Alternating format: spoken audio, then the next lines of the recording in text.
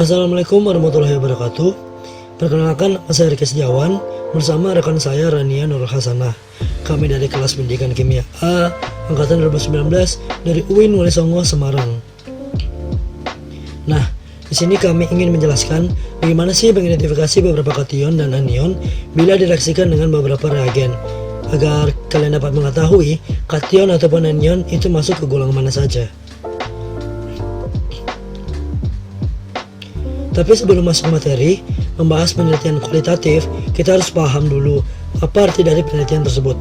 Penelitian adalah sebuah proses langkah demi langkah yang digunakan untuk mengumpulkan dan menganalisis informasi guna meningkatkan pemahaman kita tentang suatu topik atau isu. Banyak ion-ion terlarut yang kita temui di sekitar kita, misalnya pada air laut, sungai, limbah, ataupun dalam bentuk padatannya seperti tanah dan pupuk. Unsur logam dalam larutannya akan membentuk ion positif atau kation, sedangkan unsur non-logam akan membentuk ion negatif atau anion. Metode yang digunakan untuk menentukan keberadaan kation dan anion tersebut dalam bidang kimia disebut analisis kualitatif. Jadi, analisis kualitatif merupakan metode analisis kimia yang digunakan untuk mengenali atau mengidentifikasi suatu unsur atau senyawa kimia, baik itu anion atau kation, yang terdapat dalam sebuah sampel berdasarkan sifat kimia dan fisikanya. Sifat fisika suatu zat kimia adalah sifat yang dapat diamati dengan panca indera dan sifat yang dapat diukur tanpa mengubah susunan kimia zat tersebut. Sifat yang dapat diamati dengan panca indera adalah wujud atau rupa, warna, bau, rasa, tekstur, terbentuknya gelembung gas, dan terbentuknya endapan. Sedangkan sifat yang dapat diukur tanpa mengubah susunan kimia zat antara lain bobot jenis, indeks bias, titik didih, dan titik leleh atau beku. Analisis kualitatif berdasarkan sifat kimia melibatkan beberapa reaksi kimia seperti reaksi asam basa, redoks, kompleks, dan pengendapan. Reaksi keseimbangan massa sangat berguna untuk menentukan ke arah mana reaksi berjalan. Reaksi pengendapan dapat terbentuk kristal atau koloid dan dengan warna yang berbeda-beda. Pemisahan endapan dapat dilakukan dengan penyaringan ataupun sentrifuge. Endapan tersebut terbentuk jika larutan menjadi terlalu jenuh dengan zat yang bersangkutan. Reaksi oksidasi reduksi yang ditunjukkan dengan adanya perubahan fisik seperti perubahan warna sangat berguna untuk membantu identifikasi ion. Beberapa zat yang digunakan dalam analisis kualitatif ialah kalium permanganat, kalium kromat dan kalium dikromat, asam nitrat, hidrogen peroksida. Reaksi pembentukan kompleks yang mana suatu ion atau molekul kompleks terdiri dari suatu atom pusat dan sejumlah ligan yang terikat dengan atom pusat tersebut. Atom pusat memiliki bilangan koordinasi tertentu yang menunjukkan jumlah ruangan yang tersedia di sekitar atom pusat.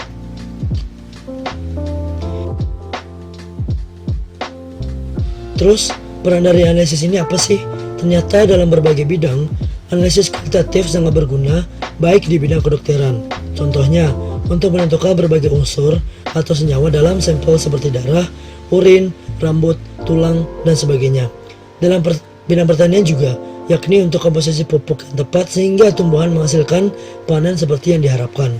Dan juga di bidang industri, kelautan, dan lain-lain.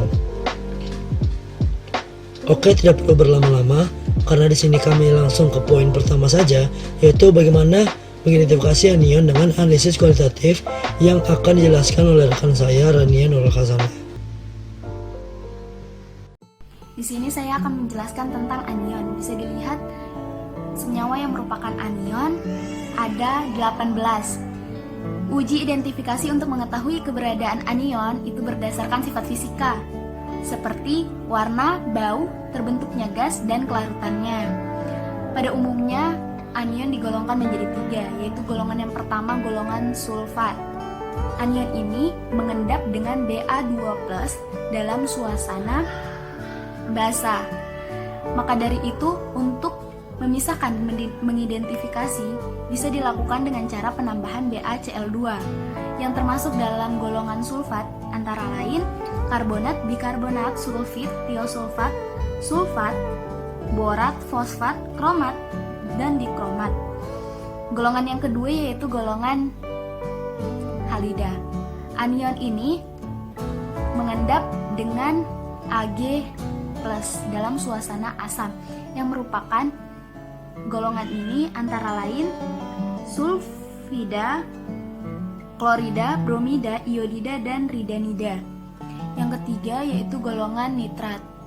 Golongan ini semua garam larut pada golongan ini. Contoh golongan nitrat yaitu seperti nitrit, nitrat, asetat, dan permanganat. Mari kita bahas satu-satu ya teman-teman. Yang pertama, karbonat. Saat NaCO3, mari kita bahas satu-satu ya teman-teman. Yang pertama, karbonat. Ketika NaCO3 ditambah AgNO3 akan menghasilkan endapan putih, dan ketika reagen ditambahkan secara berlebihan dia akan menghasilkan endapan kuning, dan ketika dipanaskan akan menghasilkan endapan coklat. Ketika ditambahkan HCl encer akan menghasilkan gas CO3, dan ketika batang pengaduk dibasahi dengan BaOH2 akan terbentuk endapan putih. Dan ketika ditambahkan MgSO4 akan terbentuk endapan putih, dan saat ditambahkan BaCl2 akan terbentuk endapan putih. Yang kedua yaitu bikarbonat. Saat Na2HCO3 ditambahkan AgNO3 akan menghasilkan endapan putih, dan saat HCl encer ditambahkan akan terbentuk gas CO3, dan ketika batang pengaduk dibasahi BaOH2 akan terbentuk endapan putih. Dan saat ditambahkan MgSO4 akan terbentuk larutan bening, dan saat dipanaskan akan terbentuk endapan putih. Ketika ditambahkan BaCl2 akan menghasilkan endapan putih. Yang ketiga yaitu sulfit. Saat Na2SO3 ditambahkan dengan AgNO3 akan terbentuk endapan putih, dan saat ditambahkan HCl akan terbentuk gas SO2. Ketika dibasahi kertas saring dengan K2Cr2O7 dan H2SO4 akan terbentuk larutan orange menjadi hijau. Ketika PbNO3 dua kali ditambahkan akan terbentuk endapan putih. Dan ketika KMNO4, I2 dan K2CrO7 ditambahkan dengan H2SO4 dan Na2SO4 akan terbentuk larutan ungu dilunturkan, larutan coklat dilunturkan, dan larutan hijau dilunturkan. Selanjutnya yaitu tiosulfat. Saat Na2S2O3 ditambahkan dengan AgNO3 akan menghasilkan endapan putih yang berubah menjadi kuning, kemudian menjadi coklat. Saat ditambahkan HCl encer akan terbentuk gas SO2, dan saat dibasahi kertas saring dengan K2Cr2O7 dan H2SO4 larutan akan menjadi orange. Ketika ditambahkan MgSO4 lalu dikocok akan terbentuk larutan ungu dilunturkan, dan saat ditambahkan BaCl2 ketika dipanaskan akan terbentuk endapan hitam. Dan ketika I2 ditambah Na2S2O3 akan terbentuk larutan coklat dilunturkan. Yang berikutnya adalah sulfat. Saat Na2SO3 ditambah AgNO3 akan menghasilkan endapan putih, dan saat BaCl2 ditambahkan akan terbentuk endapan putih. Selanjutnya itu sulfida. Saat Na2S ditambahkan dengan AgNO3 akan menghasilkan endapan hitam, dan saat ditambahkan HCl encer akan timbul bau spesifik dan gas H2S, dan ketika dibasahi kertas saring dengan PbNO3 dua kali akan terbentuk warna hitam. Saat ditambahkan PbNO3 dua kali akan terbentuk endapan hitam, dan saat ditambahkan NgCl endapan yang terbentuk adalah endapan merah jambu, dan saat ditambahkan CdSO4 akan terbentuk endapan kuning. Selanjutnya adalah nitrat, yang ketika NaNO2 ditambahkan dengan AgNO3 akan terbentuk endapan putih, dan pada saat FeClSO4 ditambah H2SO4 ditambah NaNO3 akan terbentuk cincin coklat. Di saat KMNO4 ditambahkan H2SO4 dan NaNO3 akan terbentuk larutan ungu dilunturkan. Selanjutnya adalah nitrat. Saat NaNO3 ditambah AgNO3 akan terbentuk endapan putih, dan saat BaCl2 ditambahkan dan NaOH akan terbentuk gas NH3 dan kertas lakmus berubah menjadi biru, dan batang pengaduk dibasahi dengan HCl akan terbentuk kabut putih. Selanjutnya adalah kolorida. Ketika NaCl ditambah AgNO3 akan menghasilkan endapan putih, dan saat PbNO3 dua kali ditambahkan akan menghasilkan endapan putih. Ketika dipanaskan akan larut, dan ketika dididihkan akan menghasilkan endapan berbentuk jarum. Ketika ditambahkan H2SO4 akan terbentuk gas, dan kertas lakmus biru menjadi merah, dan batang pengaduk dibasahi NH3 akan timbul kabut putih. Selanjutnya adalah bromida. Ketika KBr ditambah AgNO3 akan menghasilkan endapan kuning, dan iodida saat Ki ditambahkan dengan AgNO3 akan menghasilkan endapan kuning muda. Rhodanida. Saat KCNS ditambah AgNO3 akan menghasilkan endapan putih, dan borat pada saat Na2B4O7 ditambahkan BaCl2 akan menghasilkan endapan putih. Kromat. Saat Na2HPO4 ditambah dengan BaCl2 akan menghasilkan endapan putih, dan saat fosfat K2CrO4 ditambahkan BaCl2 akan terbentuk endapan kuning muda. Selanjutnya adalah asetat. Saat K2Cr2O7 ditambah BaCl2 akan menghasilkan endapan kuning muda. Dan selanjutnya adalah dikromat. Saat NaCH2CO ditambahkan dengan alkohol dan ditambahkan H2SO4 pekat, ketika dipanaskan akan terbentuk bau harum, dan ditambahkan FeCl2 akan terbentuk larutan coklat kemerahan. Dan yang terakhir adalah permanganat. Ketika KMnO4 ditambahkan dengan AgNO3 akan menghasilkan, dia sebenarnya tidak menghasilkan apa-apa atau tidak menghasilkan perubahan apapun, atau dia bisa dikatakan tidak bereaksi.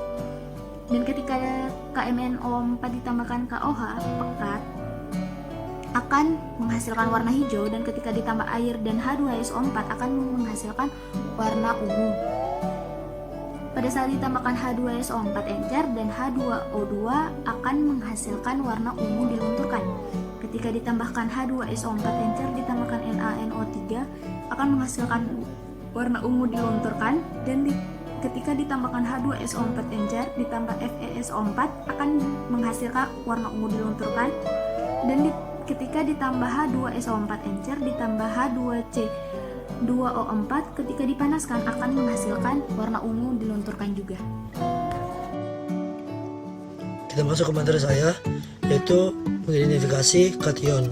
Kation itu terdiri atas ada argentum, ada plumblum, ada merkuri, ada copper atau tembaga, ada kadmium, ada arsenik, ada Besi2 dan Besi3, ada aluminium, ada nikel, ada zinc, barium, kalsium, strontium, magnesium, kalsium, natrium, dan amoniak. Nah, klasifikasi kation yang paling umum didasarkan pada perbedaan larutan dari klorida, sulfida, dan karbonat kation tersebut. Kation diklasifikasikan dalam 5 golongan berdasarkan sifat-sifat kation tersebut terhadap beberapa reagensia. Nah, golongan-golongan kation yang memiliki ciri khas yaitu ada golongan pertama. Golongan pertama itu membentuk endapan dengan asam klorida encer. Nah, contohnya apa? Kation timbal, raksa, dan perak. Kemudian golongan 2 yang mana membentuk endapan dengan hidrogen sulfida dalam suasana asam netral encer. Nah, contohnya apa? Contohnya ada merkurium, ada tembaga, ada kadmium, ada bismut, strontium, dan timah. Nah, untuk kation golongan 3 yang dimana membentuk endapan dengan amonium sulfida dalam suasana netral. Contoh kation golongan 3 ini ada nikel, ada besi, ada kromium, aluminium, seng, mangan, dan kobalt. Untuk kation golongan 4 yang mana dia membentuk endapan dengan amonium karbonat dengan amonium klorida. Contoh kationnya ada kalsium, ada strontium, dan barium. Nah, golongan 5 disebut juga golongan sisa karena tidak bereaksi dengan reagensia golongan sebelumnya. Jadi ion-ion yang termasuk golongan 5 ini ada magnesium, natrium, kalium, amonium, litium, dan hidrogen. Kita masuk bagaimana sih mengidentifikasi larutan dari kelima golongan tersebut. Yang pertama tuh kita dengan menambahkan HCl 6 molar, yang dimana larutan golongan 1 dan larutan golongan 2, 3, 4 dia akan memisah. Jadi dengan penambahan HCl 6 molar ini akan membentuk endapan pada larutan golongan 1 dan melarutkan larutan golongan 2, 3, dan 4. Terus dengan penambahan hidrogen sulfida 0,3 molar dengan hidrogen peroksida, itu akan memisahkan golongan 2 dan akan membentuk endapan pada kation golongan 2 dan memisahkan lagi kation golongan 3 dan 4. Terus dengan penambahan amonium hidroksida dan amonium klorida dan hidrogen sulfida dengan pH 9 berarti basah akan memisahkan kation golongan 3, yang mana golongan 3 akan membentuk endapan, dan larutan golongan 4 yang mana dia akan larut gitu loh.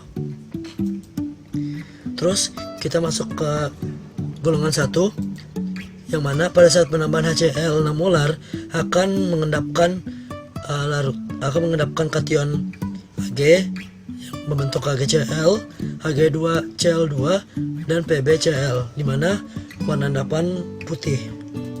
Kemudian saat ditambahkan air panas, ternyata memisahkan antara pelumblum dengan penambahan kalium kromat, yang mana membuat endapan kuning pelumblum kromat. Nah, pelumblum ini karena terpisah dan dia larut pada saat penambahan air panas, ternyata argentum dan HgCl2 itu masih membentuk endapan putih. Nah, saat ditambahkan dengan amoniak, ternyata dia membentuk larutan yang kompleks stabil AgNH3 2+ dan memisahkan HgCl yang tadinya menjadi Cl-. Terus dengan penambahan H3 pada Hg2Cl2 membentuk endapan putih HgNH2Cl dan endapan hitam Hg.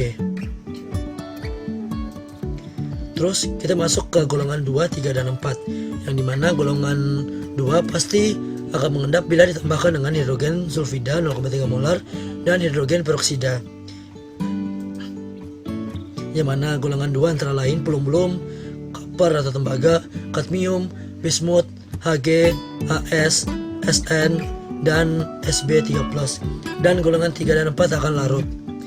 Nah, saat penambahan amonium sulfida atau polisulfida ternyata memisahkan antara subgolongan tembaga, Pb pelumblum sulfida, koper sulfida, kadmium sulfida, merkuri sulfida, dan bismut sulfida, dan memisahkan antara golongan tembaga, yang mana golongan tembaga akan membentuk endapan, dan melarutkan subgolongan arsen. Antara lain ada arsen 3+, ada Sn4+, dan Sb3+. Saat penambahan dengan asam nitrat, ternyata membentuk endapan hitam merkuri sulfida dan membuat larut pelumblum sulfida, koper sulfida, kadmium sulfida, dan bismut sulfida. Nah, untuk pelumblum sulfida, koper sulfida, bismut sulfida, dan bismut sulfida dengan penambahan reagen asam sulfat plus air ternyata membentuk endapan putih pada pelumblum sulfat dan membuat senyawa kompleks koper 2+, kadmium 2+, dan bismut 3+. Nah, pada saat penambahan amonium hidroksida ternyata membentuk endapan di setiap kationnya, yang dimana koper hidroksida berwarna biru, endapan biru, kadmium hidroksida berwarna putih, dan bismut hidroksida berwarna putih juga. Nah, saat masing-masing reagen berlebih, amonium hidroksidanya berlebih, ternyata koper hidroksida itu menghasilkan koper nitrat berwarna larutan biru gelap, yang mana saat diuji spesifik dengan ferrocyanida dia membentuk endapan merah CuFeCN6 atau koper ferrocyanida. Terus saat CdOH putih ditambahkan dengan amonium hidroksida berlebih, ternyata juga membentuk larutan, tapi larutan tidak berwarna, jadi menghilangkan warna dari endapan ini. Dan saat ditambahkan dengan amonium sulfida, ternyata membentuk endapan kembali, yaitu kadmium sulfida. Saat ditambahkan dengan bismut hidroksida ini berendapan putih, tambahkan dengan amonium hidroksida berlebih, ternyata membentuk endapan putih juga, jadi bismut hidroksida. Dan saat ditambahkan dengan SnCl2, ternyata membentuk endapan hitam dan dapat diidentifikasi bismut 3+. Terus kita masuk ke golongan 3 dan 4, di mana saat kation golongan 3 dan 4 ditambahkan dengan NH4OH, NH4Cl, dan H2S dengan pH basa pH 9, nyata memisahkan kation golongan 3 dan kation golongan 4, yang mana kation golongan 4 dapat diidentifikasi adalah aluminium, kromium, kobalt, besi, nikel, mangan, dan zinc. Nah, saat ditambahkan dengan natrium hidroksida, nyata memisahkan lagi beberapa kation pada golongan 3 ini. Ada Mn hidroksida, ada MnOH2, COOH2, FeOH2, dan NiOH2, yang mana larutan ini membentuk endapan. Dan saat NaOH ditambahkan dengan Al, CrOH, dan ZnOH4, Zn, nyata menjadikan larutan ini larut. Nah, saat ditambahkan dengan KSCN, nyata besi menjadi larutan berwarna merah ferrotiosianat. Saat ditambahkan dengan kalium tiosianat dalam alkohol, nyata kobalt hidroksida menghasilkan larutan berwarna biru, kobalt tiosianat. Dan saat ditambahkan dengan amoniak dan ditambahkan dengan dimetil giloksisom, ternyata membentuk endapan merah nikel dimetil giloksisom.